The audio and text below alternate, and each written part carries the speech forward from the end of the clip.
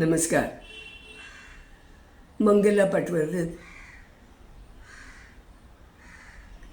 आज ना एक नाट्य अभिवाचन म्हणजे या सत्रात मी तुम्हाला एक आठवण, लॉकडाऊन ॲक्टिव्हिटी हा आजचा विषय आहे.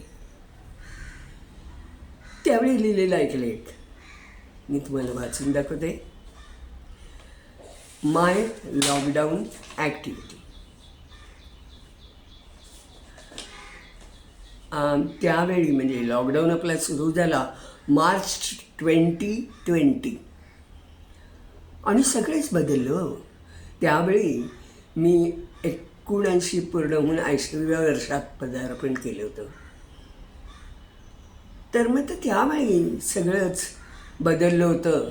घराबाहेर जाणं बंद झालं होतं. करोना म्हणजे अगदी एक जागतिक भीती, भाऊ असं सगळं होतं. पण नशिबाने मला करोना झाला नाही आणि त्यामुळे हा अभिनव उपक्रम करता आला. त्यावेळी कसं होतं माहिती आहे का, घराबाहेर जाणं बंद झालं आणि अंतर राखायचं, कोणाच्या जवळ जायचं नाही, हस्तांदोलन करायचं नाही, नमस्कार हा किती आदर्श आहे, मग मास्क लावायचा, साबुनी सतत हात धुवायचे, पेपरातल्या रोज घाबरवणाऱ्या बातम्या, ही सगळं चालू होतं. खरंच भयानकच होता तो कार्यकाळ. अगदी टी व्हीनी सुद्धा लोक सगळी, लॉकडाऊन म्हणजे सगळी घरी न, मग ती बोर होऊ नयेत म्हणून महाभारत आणि रामायण चालू केलं, म्हणजे लोक त्यात अडकतील. तुम्हाला माहिती आहे का, थोडंसं हटके सांगते तुम्हाला. महाभारतच्या 3 एपिसोडमध्ये मी काम केलं होतं. 11, 12, 13 मला वाटतं. आणि म्हणजे अगदी हिरोईन नव्हे, पण गोकुळातली एक आयडेंटिफाय होणारं रोल पाहिजे असं माझी अट होती. आणि त्याप्रमाणे तो आयडेंटिफाय होत असे. गोकुळातलं काम होतं. थोडं हटके जाऊन सांगते की US मध्ये मी गेले होते. माझ्या मेवण्याबरोबर बँकेत गेले त्यांच्यात, आणि पलीकडनं आवाज आला, हॅलो हॅलो मंगला. मी म्हटलं अरे बापरे, इथले कोण मला मंगला म्हणते. हॅलो मंगला पटवर्धन. म्हटलं हाऊ कम यू नो मी. तर ते मला म्हणाले की I was assistant director of Mahabharat. Your this episodes 11, 12 and 13. ही त्यांनीच मला आठवण करून दिली. Okay, anyway that's a part. तर ह्या लोकांचे कौतुकाचे फोन झाले. महाभारतात मी काम करत असल्यामुळे पूर्वी अगदी ॲक्टिव्हच होते मी.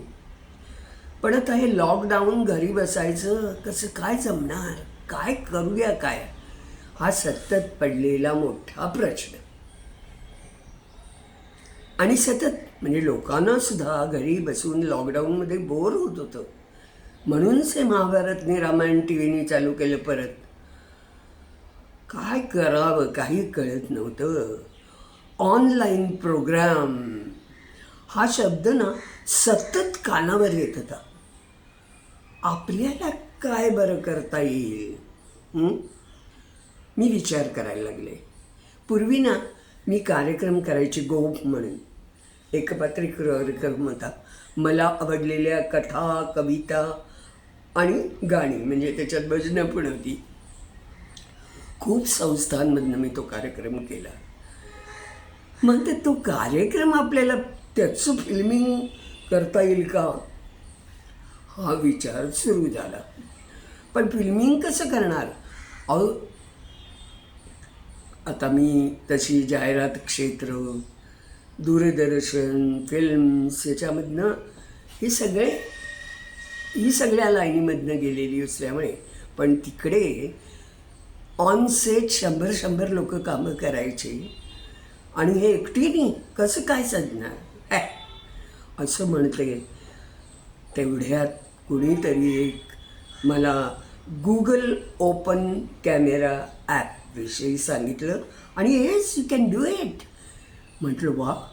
मग मी त्याचा थोडा अभ्यास केला आणि बघितलं आणि मला जमलं. तुम्हाला सारखे इतका परमानंद झाला मला की आपलं आपण अकेल्या चालू रे. सेल्फ शूटिंगचं मला अतिशय कौतुक वाटायला लागलं, कारण ते माझं मी करू शकत होते विदाउट हेल्प ऑफ एनीबडी. आणि तो मला नादच लागला. पेपरात आवडलेले लेख, कथा, नाट्यप्रवेश, नाटकं, जुनी पेपर कटिंग्स सर्व उपयोगी पडलं. मला एक नाद होता की मला कुठचंही जर आवडलं ना वाचन किंवा लेखन, तर मी त्याचे कटिंग करून माझी एक वेगळी फाईल होती. आता लगेच त्यावेळी वेळच नव्हता, पण त्याचा आता उपयोग होतो. सेल्फ शूटेड मला लगेच लोक साभिनय मराठी कथालेख वाचन असं म्हणून मैत्रिणी आणि नातेवाईकांना कट्ट्यावर पाठवून दिलं. तर काय कौतुकाचा वर्षाव.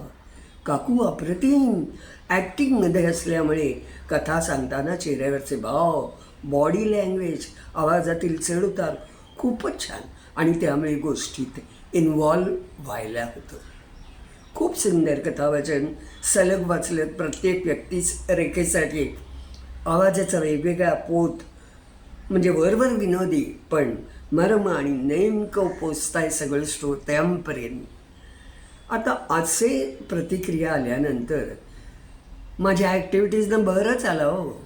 मी अजूनही सांगते ना की हो, प्रतिक्रिया आणि म्हणजे कॉमेंट्स आणि लाईक्स याच्यामुळे तुम्हाला एक वेगळीच ऊर्जा मिळते. आणि आता मी 84 वर्षाची झाले, तेव्हा मी किती क्लिप्स केल्या. माझे वेगवेगळे जे छंद, म्हणजे आता पूर्वी शिकलेले संगीत थेरपी, त्याचे नवे 13 क्लिप्स केल्या. आणि मी ह्या सर्व बाबतीत अगदी सांगते तुम्हाला, यूट्यूबची मी आभारी आहे, कारण त्यांच्यामुळे मला कळलं की मी आज 75 क्लिप्स केलेल्या आहेत वेगवेगळ्या पहिल्यापासून. नाही तर कशाला कळताय, तुम्ही उद्या हे सगळं विसरून जाता. So I must thank them. आणखी एक वर्ष मी 17व्या वर्षी कीबोर्ड वाजवायला शिकले हो. म्हणजे तो कीबोर्डचं ओझं पाठीवर घेऊन 2 जिने चढून बालविकासमध्ये मी शिकत होते. आणि माझे गुरुजी खूपच छान, म्हणजे अतिशय चांगले होते ते. त्यांना मी सांगितलं होतं की मला व्याकरण शिकायचं नाही, किंवा आता ह्या वयामध्ये मला आवडलेली चित्रगीतं आणि भावगीतं ही वाजवायला शिकणारे सांगाल ना. त्यानं विनंती केली आणि त्यांनी ती ऐकली आणि बराबर मला ते नोटेशन्स द्यायचे. मग अर्थात प्रॅक्टिस खूप, सातत्य हा प्रकार प्रत्येक गोष्टीमध्ये लागतोच. आणि मी ते शिकले जवळजवळ 100 गाणी. मग CD केली त्याची. आता काय जे जोपासायचे छंद, म्हणजे हे सगळं करायलाच पाहिजे. आणि हे सर्व करताना स्मार्टफोनचे विविध पैलू शिकले.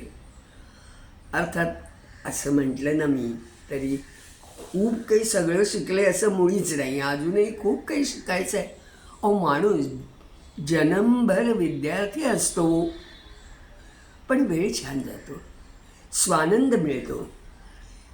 किती छान. पूर्वी नोकरी, घर, संसार, मुलं ह्याच्यामध्ये बिझी होते, आणि आता लॉकडाऊन होता ना तरी बिझी.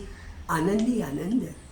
स्वानंदासाठी काहीही शोधा म्हणजे सापडेल. छंद नेहमी जोपासत राहा. आणि या संदर्भात मला एक मंगेश पाडगावकरांची कविता वाचते. वृद्धत्वाची ऐशी तैसी. वृद्धत्वाची ऐशी तैसी. येतं म्हटलं की येऊ लागतं म्हातारपण.